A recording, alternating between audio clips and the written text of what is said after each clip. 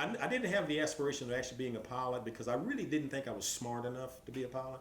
Because one thing that people like me during that time as kids going through that particular type of life, the segregated life and being looked down upon, is the fact that you don't really realize what your potential is. I didn't at the time. I got to stop you right there. Yeah. When you say look down upon, I mean, Oh yeah, we were. this fascinates me, and I think it's very important for historical value Mm-hmm. to explain what you were meaning there.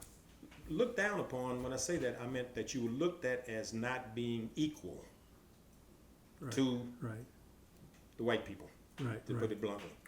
Okay, because total, I don't know what the experience total segregation now, but anyway, everything was segregated. The water fountains, the lunch counters, the theaters, the movies, the churches, the cemeteries, hospitals, everything had the signs on them, colored, white. right.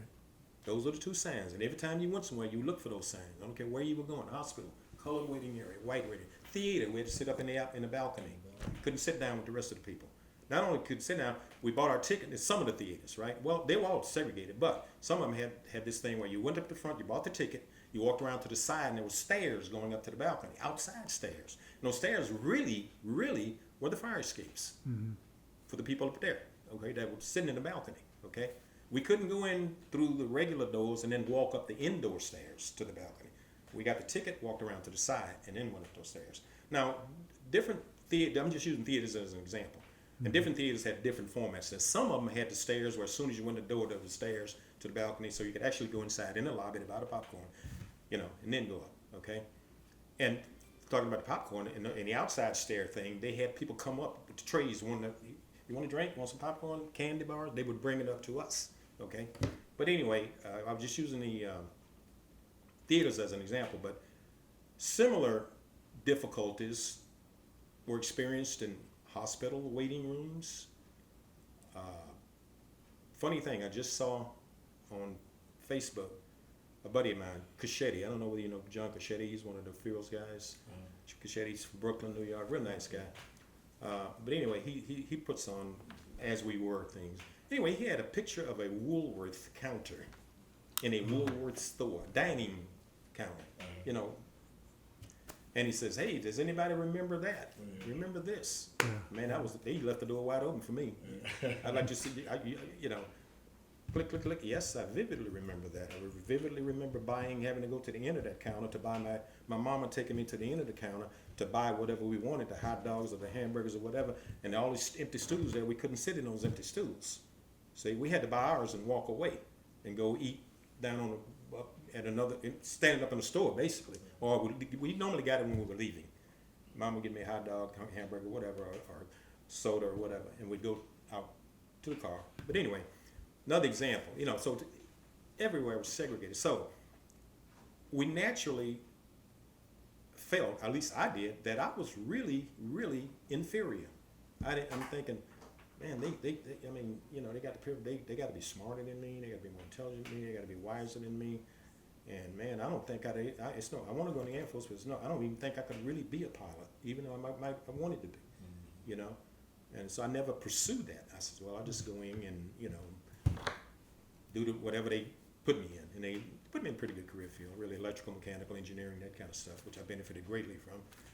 Got a degree in it and went to college at night and that kind of stuff. But anyway, so getting back to your look down on thing, that's what gave us this feeling that we were being looked down on because they had the goodies, we had the baddies. You know what I mean? That was the deal. When it finally got better, did you notice it? Can you? Yes. And let me run this down to you. I'm glad you brought this. It finally got better. But you know where I had to be before it finally got better? Germany. I left the States still segregated because I left Houston in 59, going to the Air Force, went to Germany in 60. So for all practical purposes, everything in the South was still segregated, right? So I was used to the segregated environment. I kind of broke loose from it in boot training and boot camp, and also technical training school where we learned your job.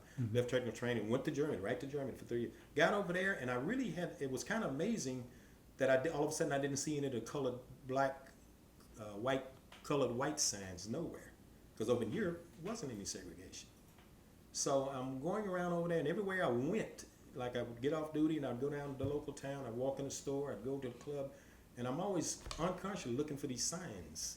Mhm. Can I, wait a minute, can I go in there? You know what I'm saying? Mhm. And then finally, it's absorbed the fact that, man, you're not back in the States anymore. You're in Europe. You're in Germany. They don't have that stuff, which was great. Then it dawned on me, wow, finally in an integrated society. You know, spent 3 years, and guess what? Came back to the States 3 years later, right? Went home to visit Houston, and I still heard some of my folks talking about places that they had to take the signs down naturally, but it was under the table segregation. In other words, if you would go to a restaurant and you'd order something in particular off the menu, it wasn't uncommon for them to say, well, right now we don't have that particular dish. Well, okay, fine, can I have that? Well, we don't, I don't think we have that either. The message was, we don't want you in here. So it was subterfuge is what it was, for a long time. And it's still some of that going on today. Just using different tactics, I call them, different techniques. You know what I'm talking about? Mhm. And I think it'll be that way. Don't get me wrong, we have made tremendous strides, race relation wise, tremendous strides. In fact, I get kind of frustrated when I hear some of our people, younger people, complaining about, well, they won't let me do this because I'm this color. They won't let me do that because I'm this color. I didn't get this because of that.